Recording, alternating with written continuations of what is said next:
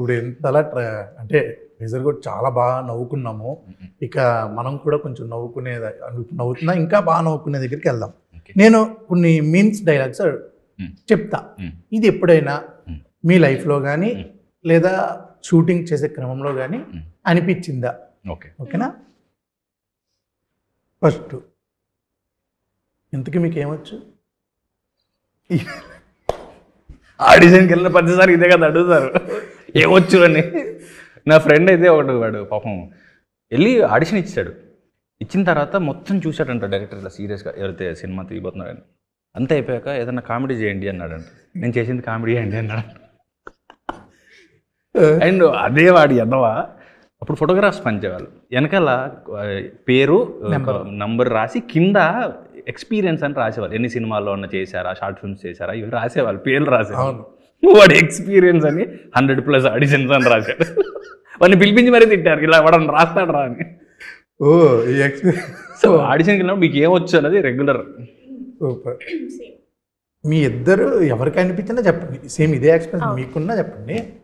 అరే ఎవర్రా మీరంతా అని ఇది ఎవరికైనా. అంటే షూటింగ్ వచ్చినాక మేము పక్కనే తిరుగుతూ ఉంటాం. అంటే అంత ఫేమ్ కాదు కదా, లైక్ తిరుగుతా అంటే ఏ హీరోయిన్ అంటే పెద్ద సినిమాలలో చేసిందంటరా, ఏ హీరోయిన్ నాకు తెలుసురా, ఏ మా ఊరేరా, అసలు నేనే హీరోయిన్ అక్కడ.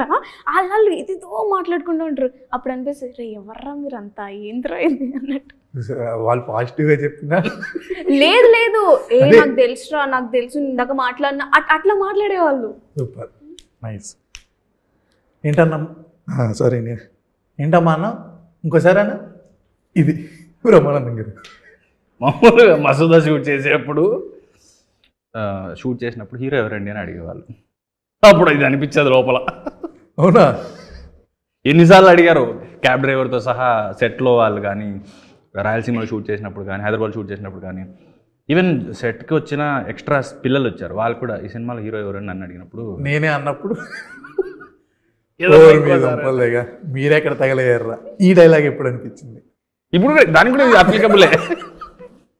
ఇది కూడా నేను కష్టపడి హీరో అయితే ఇప్పుడు కూడా ఇంక హీరో ఎవరని నన్ను అడుగుతారు ఏంట్రా అని.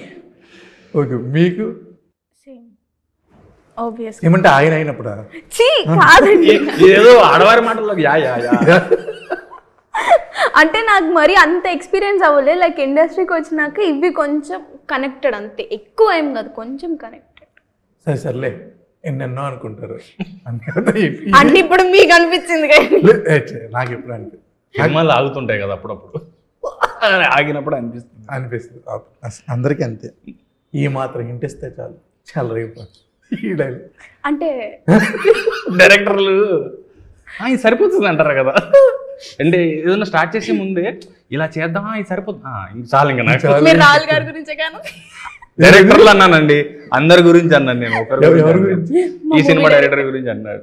అవునా? అంటే నేను డైలెక్ట్ పెడదాం అనుకున్నాను, అంటే పలాసలో వాడలేకపోయాను, ఇందులో వాడదామని కోర్ డైలెక్ట్ ప్రాక్టీస్ చేద్దామని ఫిక్స్ అయిపోయాను.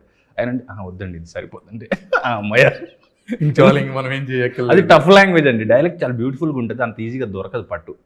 సో ఎలా చేయాలరా ఇప్పుడు పలాసలో చేయలేకపోయాను అనుకున్నాను. అంత వద్దండి కొంచెమే చాలు అన్నాడు. ఈ మాత్రం వింటిస్తే చాలు.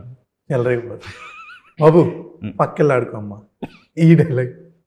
నా ఫ్రెండ్సే నన్ను అంటూ ఉంటారు, ఏదన్నా చెప్పబోతే చాలు వెళ్ళిపో పక్కన ఆడుకోండి, వాళ్ళు ఎప్పుడు పట్టించుకోరు నన్ను. అవునా? ఇప్పుడు కూడా పట్టించుకోరు. ఫ్రెండ్స్ వాళ్ళు డిగ్రీ, ఇంటర్మీడియట్, 10th చదువుకున్న ఫ్రెండ్స్ ఉంటారు కదా, వాళ్ళు ఎప్పుడు దిగరు నన్ను. ఇప్పుడు ఆ ఫ్రెండ్స్ ఫస్ట్లో ఉన్నప్పుడు ఏం చేస్తావు లేరా అంటారు, చేసి నిరూపించుకున్న తర్వాత మీకు మీ ఫ్రెండ్స్ ఇచ్చిన కాంప్లిమెంట్స్ ఏంటి? అంటే ఇప్పుడు గణేష్ మండపాలకు గెస్టులుగా పిలుస్తూ ఉంటారు, పెళ్ళిళ్ళకి పిలుస్తూ ఉంటారు, ఏదైనా గ్యాదరింగ్స్ ఉన్నప్పుడు పిలుస్తూ ఉంటారు. సో అందరూ కాకపోయినా ఒక 3-4 ముందు నుంచి కూడా సపోర్ట్ చేసేవాళ్ళు. సర్లేరా ఏదో ఒకటి చేయాలనుకుంటున్నాడు, చేయని మనలా జాబ్ చేయట్లేదు కదా, లేకపోతే మనలాగా కాంప్రమైజ్ అవ్వట్లేదు కదా అని. వాళ్ళు ఇప్పటికీ అంతే జెన్యూన్ అనుకున్నారు. మిగతా వాళ్ళు ఇప్పుడు సెలబ్రేట్ చేస్తారు. అప్పుడు ఎవరైతే కొంచెం ఎందుకు లేరా మనకు అవసరం, రిస్క్ చేస్తున్నావు, టైం వేస్ట్, ఏజ్ పోద్ది, సెటిల్ అవుతలేము లేవు, అలాంటి వాళ్ళు ఇప్పుడు కొంచెం ఫోన్లే వాడు మొత్తానికి అనుకుంది ఏదో చేశాడు. సూపర్. ఇప్పుడు నాకు కొన్ని అనిపించాయి అడిగా, మీకు నచ్చిన మీమ్స్ ఏంటి? బాగా ఇష్టమైన 2 మీమ్స్. మోర్ దెన్ మీమ్స్, నా వాట్సాప్లో బేసిక్గా నా మీద ఉండే ఒక మేజర్ కంప్లైంట్ ఏంటంటే నేను మాట్లాడను. బ్రహ్మానందం గారివి లేకపోతే ఈ కమెడియన్స్వి ఏదైనా అనిపిస్తే స్టేటస్లో అది పెడతారా? ఇప్పుడు ఏమంటారు, అరే బిజీ ఉన్నావా అంటే కింద బ్రహ్మానందం గారు అనుకుంటూ నడుచుకుంటూ వెళ్ళిపోయేది ఉంటుంది కదా, అది పెడతా. ఎక్స్ప్రెషన్స్ ఒరే మాట్లాడరా అంటారు, మాట్లాడరా అన్నదానికి కూడా బ్రహ్మానందం గారిది పొద్దునే ఎదవలయ్యారు అది ఉంటుంది కదా, అది పెట్టేస్తా. మాటలు ఉండవు. ఓకే. అలా కూడా ఇరిటేట్ అవుతుంటారు. ఈ ఎదవ మాట్లాడకుండా మీమ్స్తో ఈమె స్టిక్కర్స్తో రిప్లై ఇస్తాడని. మాట్లాడితే టక్మన్ అయిపోద్దిగా, మళ్ళీ టైప్ చేయాలి కదా, బద్ధకం. మరి స్టిక్కర్స్ స్టిక్కర్ క్లిక్ కొడితే వెళ్ళిపోద్ది కదా, వెతకాలి కదా. ఎతికే పని లేదు. రోజు మాట్లాడేది ఆటితోనే అయినప్పుడు ఇంకెతికే పని ఉంది. అయితే రీఫార్వర్డ్ కూడా చేసి ఉంటారు. కొట్టడమే. మీకు నాకు అట్లా ఏం లేదండి. ఇష్టమైన మీమ్స్ ఉండవా? నాకు ప్రతి మేము ఇష్టం. అదే ప్రతి దాంట్లో ఏదో ఒకటి చెప్పాలిగా. వద్దులేండి. ఇది మేము కాదు చెప్పండి. లేదు, అన్నీ ఇష్టం. బ్రహ్మానందం గారి ఉప్పల్ బాలు ఎక్కువ ఇష్టం. ఉప్పల బాలు, ఉప్పల్ బాలు కూడా వేస్తారు కదా, ఇలా తిరుగుతాడు డ్రెస్ వేసుకొని. షాక్ అయ్యారా? ఇలా ఒకసారి అనండి. షాక్ అయ్యారా? చూస్తే ఆయన షాక్ అవుతాడు. ఓకే. లేదు. ఇప్పుడు మీరు ఈవిడికి ఒక మీమ్ డెడికేట్ చేయాలంటే ఏం డెడికేట్ చేస్తారు? మీమ్ ఆలోచించాలి. రావట్లేదా? రావట్లేదు.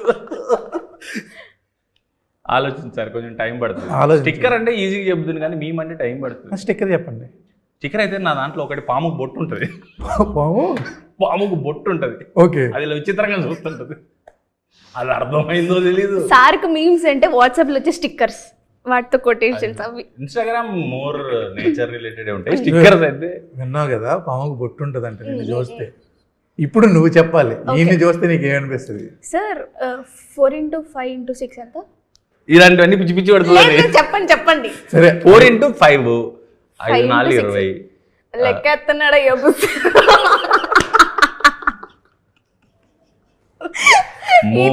First time పేలిందండి. చాలా డేంజర్. ఫస్ట్ టైం పేలింది. పిచ్చి పిచ్చివన్నీ అడిగేది. ఎందుకమ్మా ఇంతకుముందు కూడా చెప్పా ఇంటర్వ్యూకి వచ్చాము అలాంటి ఏం అడక్కని. నయం బతికిచ్చావు. నాకు అది చాలా అసలు ఫేవరెట్ అనుకోండి. ఇది ఫేవరెట్. ఈ డైలాగ్ నార్మల్ గా నేను చూడలేదు, మా పిన్ని వచ్చి ఇలా అడిగింది, 4x6x5 ఎంత అంటే, అమ్మో లెక్క ఎత్తుందమ్మో బుస్సు అని.